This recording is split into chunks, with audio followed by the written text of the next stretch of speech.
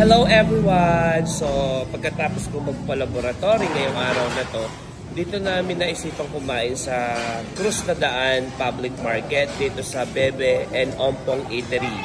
So, tapos na nga ako kumain. So, nakita ko si Nanay. Nanay, anong pangalan mo? Si Nanay Lolita, taga saan po kayo?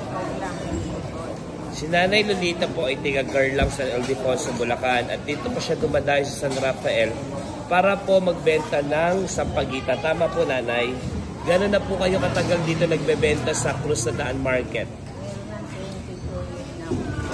Dito na po talaga kayo nag-stay at nagbebenta ng ganito. Marami na po kayong suki dito, Nay. So habang kumakain po ako, nakita ko po si Nanay, ano pangalan niyo po? Lolita? Lita. Si Nanay Lita, kumakain siya dito ng toge.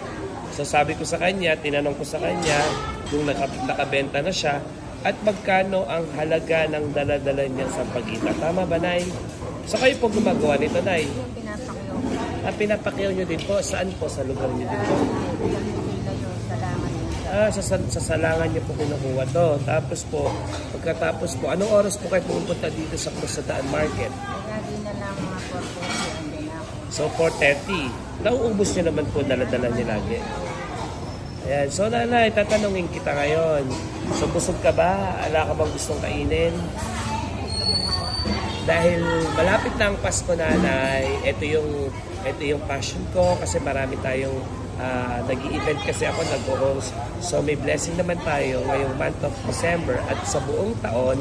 Dahil nakita kita ngayon, ikaw ang maswerteng hahandogan natin ng pamaskong handog para sa'yo. Dahil para hindi ka na mapagod. Kasi mapapagod ka pa pag binenta mo. Magkano ba ito lahat, Nanay? Ano ko yun eh, 150 ko na 150 mo lang bibenta sa lahat.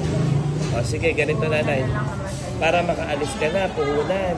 Sa 150 ba na yun, makakabili ka na ba ng ulam nyo? Sino ba kasama mo sa bahay? Kami lang mag-asawa, so kaya po kumain. May apo ka. Sa 150, kulang na kulang yun. Baka hindi ka pa makapag-uwi ng manok. Tapos dapat bumili ka pa ng isda at saka gulay para perfect, di ba? Sige, ganito gagawin natin. 150 to, di ba? Bibilin ko na to lahat, Nanay, para hindi ka na magbenta dyan at maglakad-lakad dyan kasi sobrang init, di ba? So ngayon, 150 to. Eto, Nanay, oh.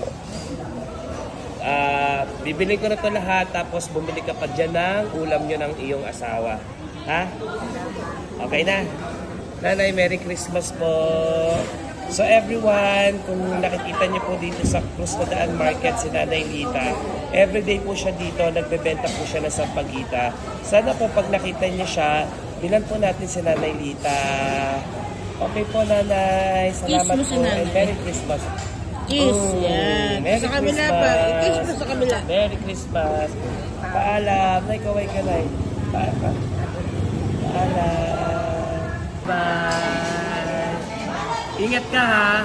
Ingat ka pag uwi mo, Nay. Pag-pray mo din ako. Ingat.